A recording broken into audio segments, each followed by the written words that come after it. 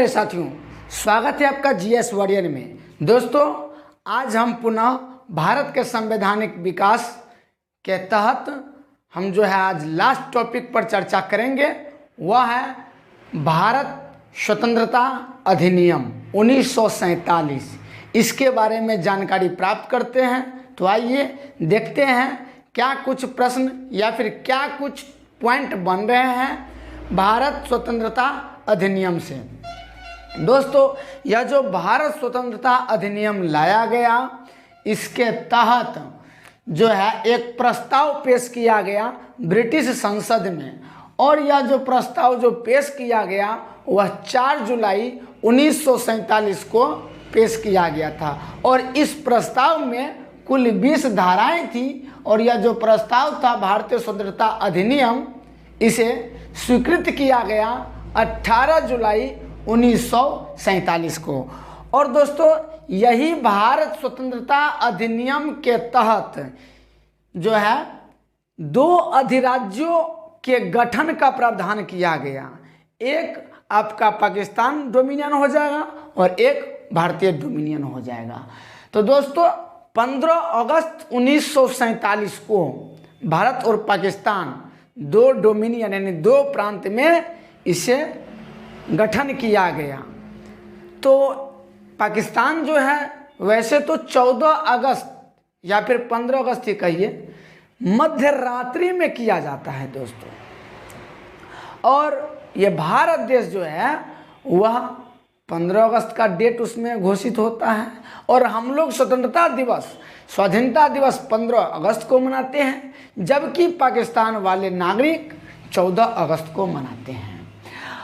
अब ये जो 2 प्रांत जब हो गए, तो इन दोनों प्रांतों के लिए सत्ता का उत्तरदायित्व इन दोनों अधिराज्य के संविधान सभा को सौंपा गया।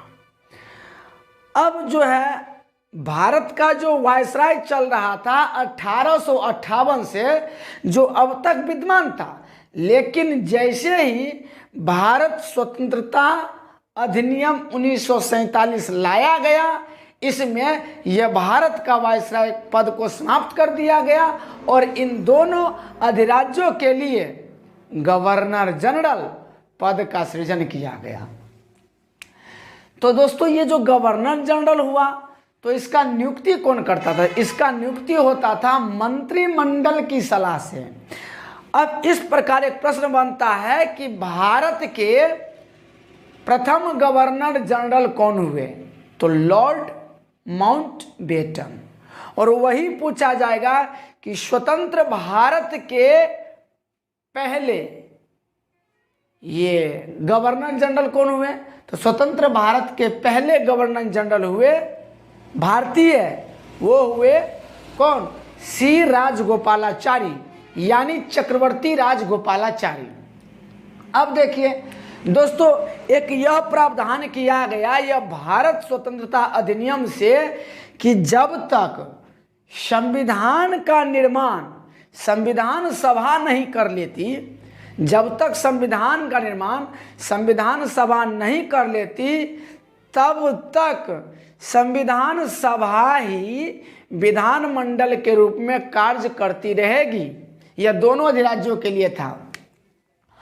और इसी भारत स्वतंत्रता अधिनियम के तहत भारत मंत्री पद होता था उसे समाप्त कर दिया गया, और संविधान तैयार होने तक जो शासन संचालित होगा भारत में, वह 1935 के भारत शासन अधिनियम के तहत ही शासन किया जाएगा। और देशी रियासत था, उन देशी रियासतों पर ब्रिटेन की सर्वोपरिता सर्वोच्चता था, उसे अंत कर दिया गया, यानी समाप्त कर दिया गया। और देशी रियासत को एक यह सुविधा दिया गया कि वह अपने इच्छानुसार भारतीय अधिराज्य या फिर पाकिस्तान अधिराज्य में किसी भी में सम्मिलित हो सकते हैं, और वे अपने भावी संबंधों यानी भविष्य के संबंधों का निश्चय करने का उसे स्वतंत्रता मिल गया। अब दोस्तों, यहाँ पर एक बातें उत्पन्न होगी कि पाकिस्तान के तहत जो क्षेत्र आता था, जो सौंपा गया था, वह कौन कौन सा क्षेत्र उसे प्राप्त हुआ पाकिस्तान को? तो वह था सिंध, बलूचिस्तान, पश्चिमी पंजाब, पूर्वी बंगाल, पश्चिमोत्तर सीमा प्रांत, असम का सिलहट जिला। दोस्तों ये जो असम का सिलहट जिला है, यह भारतीय स्वतंत्रता अधिनियम 1947 के प्रवृत्त होने से पहले ही जनमत संग्रह के रूप में क्या हुआ? पाकिस्तान के पक्ष में मत दिया।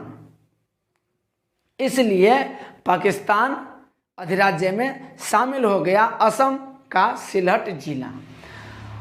अब ये जो भारत स्वतंत्रता अधिनियम जो आया था 1947 में, इसमें भारत राज्य सचिव जो हुआ करता था इंग्लैंड में, उसे समाप्त कर दिया गया। दोस्तों को पता होगा कि यही भारत सचिव भारत में शासन संचालित करता था, यानी इस पर नियंत्रण का काम इसी भारत राज्य सचिव को हुआ करता था। इंग्लैंड में भारत राज्य सचिव हुआ करता था, और यह जो भारत राज्य सचिव हुआ करता था इंग्लैंड में, वह ब्रिटिश संसद के प्रति उत्तरदायी था।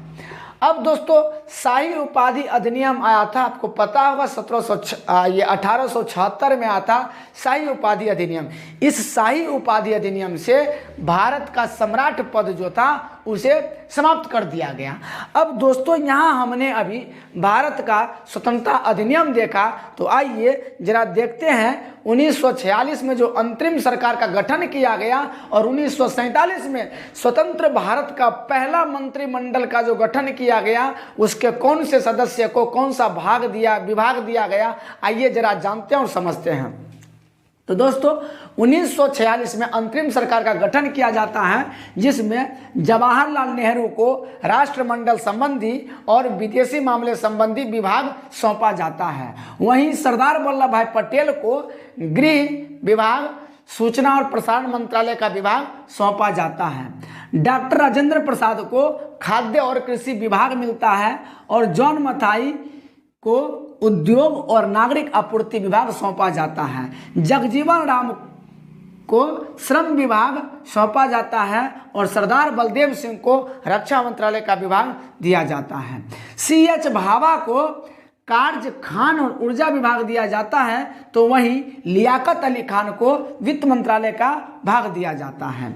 अब्दुल रब निस्तार को डाक और वायु विभाग दिया जाता है, तो वहीं आसफ अली को रेलवे परिवहन का विभाग दिया जाता है।